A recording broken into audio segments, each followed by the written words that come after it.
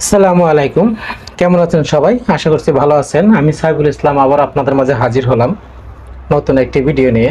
সেই ভিডিওটি হচ্ছে ইজি বাইকের ডাটাই কন্ট্রোলার। আসলে ডাটাই কন্ট্রোলার আমরা যে নষ্ট হলে আমরা কিভাবে ঠিক করি, এবং আপনারা যদি কাজগুলো শিখতে চান, আসলে আপনারা যদি ভিডিওগুলো শুরু থেকে শেষ পর্যন্ত দেখেন তাহলে অবশ্যই শিখতে পারবেন।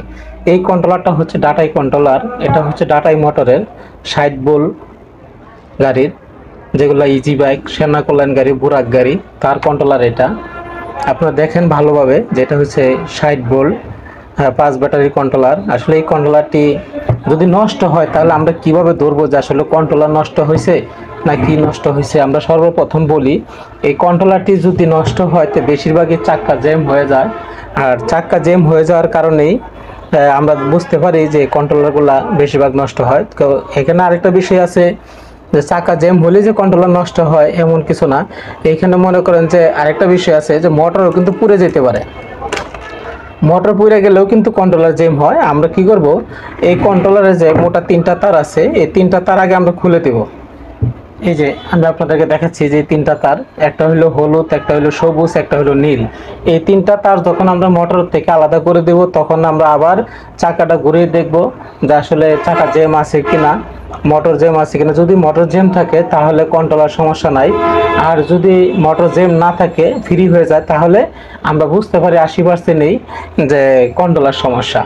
আচ্ছা, আমি এটা চাকা জ্যাম দেখার কারণেই কিন্তু আমি কন্ট্রোলারটা খুলে নিয়ে আসছি। আর এই কন্ট্রোলারটা আসলে রূপগুলো আমরা কেমনে ধরবো, যে এখানে তো অনেকগুলো পার্টস আছে, এখান থেকে আমরা বুঝবো কেমনে যে কোন কোন জিনিসটা সমস্যা। তাহলে এখানে আমাদের বোঝার জন্য আমাদের দেখতে হবে যে আমাদের কাছে যে মিটার আছে, সেই মিটার দিয়ে আমরা এটা মাপ দিলে আমরা প্রাথমিকভাবে ধরতে পারবো যে কন্ট্রোলারে কি সমস্যা হয়েছে। তাই আপনারা যদি রূপ ধরতে পারেন তাহলে অবশ্যই আপনারা ঠিক করতে পারবেন। এখন সর্বপ্রথম এই কন্ট্রোলারটা কিভাবে মাপ দিবেন, খোলার পরে, কন্ট্রোলারটা খোলার পরে আমি আপনাদেরকে দেখাচ্ছি যে আমি যেভাবে মাপ দিই আপনারা সেম এইভাবেই মাপ দিবেন, তাহলে অবশ্যই আপনারা ধরতে পারবেন। আমরা জানি যে এই কন্ট্রোলারে 1 2 3টা সাইড, 3টা তারের 3টা সাইড। এই 3টা তারের 3টা সাইড যদি হয়, যদি আপনার চাকা জ্যাম হয়,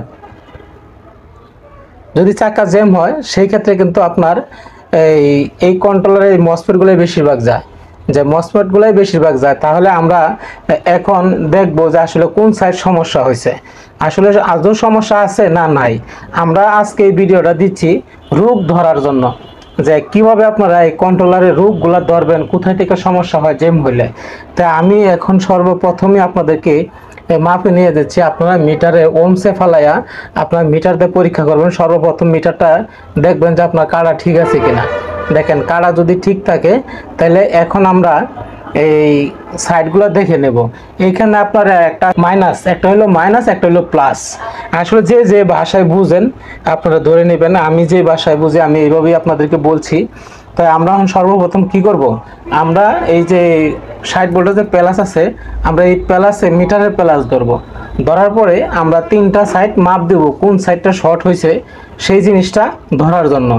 তো এখানে দেখেন আমার 3টা সাইড যদি ভালো থাকে তাহলে একই সমান মাপ থাকবে। দেখেন এখানে কিন্তু ডাইরেক্ট দেখাইতেছে, এনও ডাইরেক্ট দেখাইতেছে, এইখানেও ডাইরেক্ট দেখাইতেছে, এইখানেও ডাইরেক্ট দেখাইতেছে। তার মানে ভোল্টেজ জমা থাকতে পারে। আমরা যখন গাড়িতে কন্ট্রোলারগুলো খুলি তখন কিন্তু এখানে ভোল্টেজ থাকে, এই যে ক্যাপাসিটারে ভোল্টেজগুলো জমে থাকে। তো এই ভোল্টেজগুলো আপনারা ফায়ারিং করে ভোল্টেজটা শেষ করে দিবেন। তাই এখন দেখি আমাদের মাপটা কি আসে। দেখেন 5 পর্যন্ত মাপটা আসছে একটা। আবার যাই, এটা কিন্তু ডাইরেক্ট দেখাইছে। আবার এই পাশাটা দেখি, এটা 5 পর্যন্ত আসছে। তাহলে এখানে দেখেন ভিউয়ার্স, এখানে যদি এই 3টা সাইডে ভালো থাকতো তাহলে একই মাপ আসতো। এখানে দেখেন 2টা মাপ একরকম আসতেছে। দেখেন এই যে 5 পর্যন্ত আসছে, এরপরে এটা 5 পর্যন্ত আসছে। তার মানে এটা আর এটা 2টা ভালো আছে। এটা যদি মাপ দেই দেখেন ডাইরেক্ট দেখা যায়, তার মানে এই সাইডটা শর্ট হয়ে গেছে। এন্ড শর্ট যে হয়েছে এই শর্টগুলো আমরা আবার কিভাবে আমরা ধরবো। এখানে কিন্তু দেখেন 3টা সাইডে আবার আমরা 2 দিয়ে ভাগ করি, একটা সেকশন 2 ভাগ হয়। যেমন এই পাশে একটা সেকশন, এই পাশে একটা সেকশন, 2টা সেকশন, এরকম 3টায় 6টা সেকশন। এখন আমরা কিন্তু এই মাঝখানের সাইডটা আমরা শর্ট পাইছি। তাহলে এই মাঝখানের সাইডটা যেহেতু আমরা শর্ট পাইছি, এখানে এখন আমরা কি করব, মাঝখানের যে মসফেটগুলো আছে এই মসফেটগুলো কিন্তু একটু মাপ দিয়ে দেখবো যে আসলে মসফেটগুলো ঠিক আছে কিনা।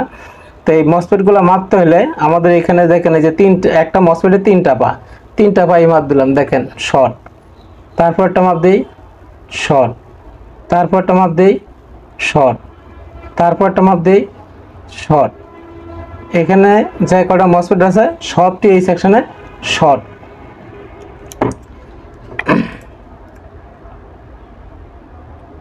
দেখেন শর্ট।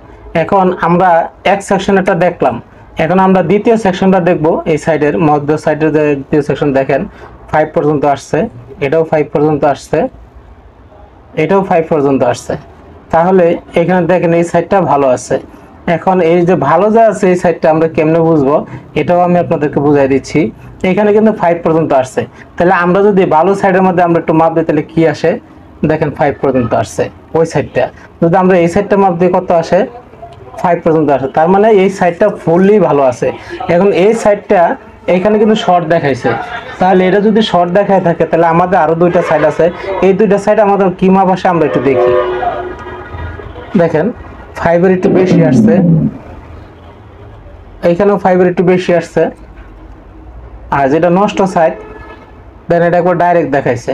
তাহলে আমরা আরেকটা ভালো সাইড আছে এটাতে যাই, দেখেন এটা কিন্তু 5 এর একটু বেশি আসছে। তার মানে এই সাইডটা আর এই সাইডটা দুইটা সাইডই ঠিক আছে, আমার মাঝখানের সাইডটা সমস্যা।